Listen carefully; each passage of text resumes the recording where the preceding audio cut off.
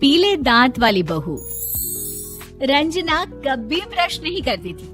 उसे कितनी बार उसके माँ बाप ने डांटा, लेकिन उसका कोई असर उस पर होता ही नहीं था, जिस कारण से उसके दांत पीले पीले हो जाते हैं। शादी के बाद। अरे बहू, वैसे तो तुझ में कोई कमी नहीं है, पर तेरे दांत इतने पीले कैसे हैं बेटा? कैसे मतलब? कोई सर्जरी थोड़ी ना कराइए। वो तो क्या नाम, मैं ब्रश नहीं करती थी तो पीले हो गए। अब क्या करूं? आप कहें तो लाल करवा लूं या फिर काले? यार ये क्या है, क्यों माँ से लड़ रही हो? लड़ रही हूँ? अरे मैं लड़ रही हूँ या ये बोल रही है कि दांत पीले है, पीले। अरे तपस्या थोड़ी ना की है इन्हें पीले करने के लिए। बकायदा ब्रश नहीं किया है 20 साल तक, तब जाकर। छी, कैसी बात कर रही हो? ये उस वक्त तो पीले नहीं थे जब हम लोग तुम्हें देखने आए थे। अरे तब साफ करवा लिया होगा डेंटिस्ट के पास जाकर। अब देखो कैसे पीले पीले लग रहे हैं। रंजना सास की तरफ गुस्से से देखती है। फिर शुरू हो गई पीले पीले पीले। अरे पीले तो तब भी थे जब मेरे हाथ का रसगुल्ला उड़ा उड़ा कर खा रही थी और बोल रही थी, लड़की नहीं गुणों का खजाना दे रहे भाई साहब आप। खैर, अब वो लोग करते भी तो क्या करते, पीले दांत वाली बहू पल्ले पड़ी थी तो झेलना तो था ही। एक दिन कीर्तन में रंजना गाना गा रही थी। अरे कमला बहन, माँ का द्वार है, यहाँ तो सब शुद्ध होकर आते हैं, फिर अपनी बहू को ब्रश भी नहीं करवाती तुम। दूर से पीले पीले दांत भक्ति में बाधा उत्पन्न कर रहे हैं। अरे कोई 2 साल के बच्चे थोड़ी ना लेकर आई हूँ मैं बहू बनाकर। अच्छी खासी लड़की है, अरे कैसे करवाऊं ब्रश? ये तो उसे खुद करना चाहिए ना।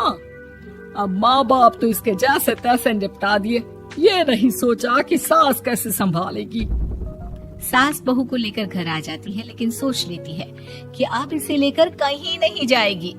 अगले रोज बहू कहती है, अरे क्या हो गया, मंदिर नहीं जाना क्या? कीर्तन का वक्त हो रहा है। मेरी मधुर वाणी से कान्हा जी जागते हैं और सोते हैं। आप तो जानती है ना उनकी भक्ति में कितना मन लगता है मेरा। वो क्या है ना, तबीयत ठीक नहीं लग रही है मेरी, आराम करूंगी मैं। तबीयत ठीक नहीं लग रही? अभी तो मिथुन के गाने पर नाच रही थी आप, और अब बोल रही है कि तबीयत ठीक नहीं लग रही। अरे भक्ति में मन लगा लो सासू माँ, ऊपर जाना है, क्या मुंह दिखाओगी आप? हाँ?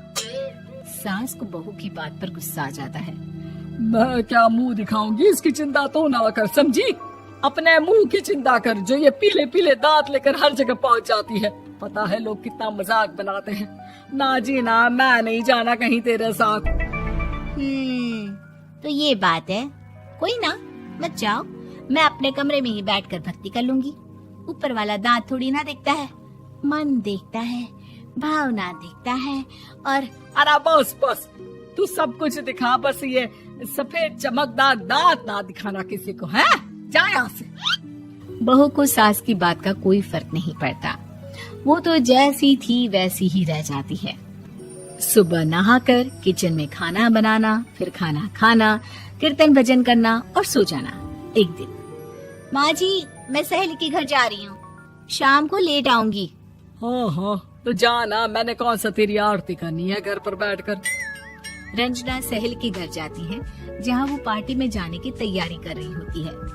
अरे शिखा, कहाँ जाने की तैयारी कर रही है? मैं गलत वक्त पर आ गई क्या? अरे नहीं यार, उल्टा सही वक्त पर आई है। मैंने ये साड़ी और ज्वेलरी निकाली है यार, शाम को इनके ऑफिस की एक पार्टी में जाना है। बताना कैसा लग रहा है ये सब? नहीं यार, इस ड्रेस के साथ तो वो वाली ज्वेलरी अच्छी लगेगी। हाँ हाँ सही बोल रही है, मैंने ध्यान ही नहीं दिया। वैसे तो हमेशा से मस्त फैशन सेंस रखती है। तो बड़ा जाती होगी ना पति के साथ पार्टी में। रंजना कुछ नहीं बोलती, बस सोचती है कि यार काश ये बात सही हो जाती, पर मैं क्यों नहीं जाती पार्टी में? क्या इन लोगों की कोई पार्टी होती नहीं होगी? रंजना घर आती है और रात में पति से सवाल करती है, एक बात बताइए, आप मुझे किसी पार्टी में क्यों नहीं ले जाते? क्या आपके यहाँ ऑफिस में पार्टी नहीं होती? पति बेचारा क्या कहता कि दांत पीले हैं तुम्हारे इसलिए। अरे कोई पार्टी होती नहीं हम लोगों के ऑफिस में, तो कहाँ से लेकर जाऊं? और मार्केट, मॉल, कहीं वीकेंड घूमना, कहीं तो। अरे यार सारे हफ्ते में एक छुट्टी मिलती है, तो सोचता हूँ कि आराम ही कर लूं। क्यों? रंजना मन मार के रह जाती है।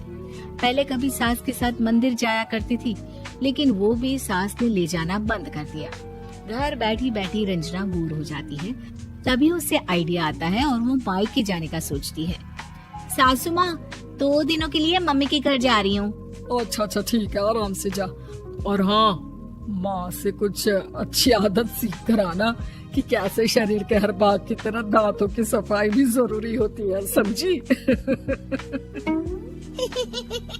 शुरू हो गई ना आप। वो लोग आपकी तरह नहीं है कि छोटी छोटी बात का बतंगड़ बना दे। उन लोगों के लिए मैं मायने रखती हूँ, ना कि मेरे पीले पीले दांत। रंजना माँ को बिना बताए उन लोगों को सरप्राइज देती है, लेकिन जैसे ही वो दरवाजे पर पहुँचती है, अंदर देखती है कि घर वाले कहीं जा रहे होते हैं। अब माँ, काश रंजना दीदी के दांतों वाली प्रॉब्लम नहीं होती, तो वो भी हम लोगों के साथ चलती ना बुआ जी की बेटी की शादी में।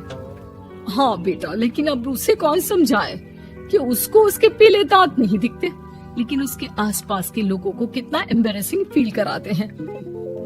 मुझे तो कितनी बार उसके स्कूल की टीचर ने शिकायत की कि उसके साथ कोई लड़की बैठना भी नहीं चाहती, और ना ही कॉलेज में कोई उससे बात करना चाहता था।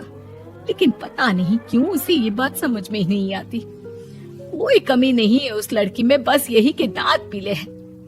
वो तो भला हो जीजा जी और उनकी माँ का, जो दीदी को जैसी है वैसे ही रखा हुआ है। रंजना को अपने घर वालों की बात सुनकर बहुत दुख होता है। वो सोचती है कि वो क्या करे, लेकिन फिर वो सीधा डेंटिस्ट के पास जाती है, अपने दांत चमकाती है और कसम खाती है कि वो रोज ब्रश करेगी। अरे क्या हो गया? तुम तो 2 दिनों के लिए गई थी ना, पर कोई ना, अच्छा है, चलो आ गई तो। रंजना सास के सामने आकर खड़ी हो जाती है और पूरी स्माइल करती है, उसके चमकदार दांतों को दिखाती हुई। हैं? चले मंदिर।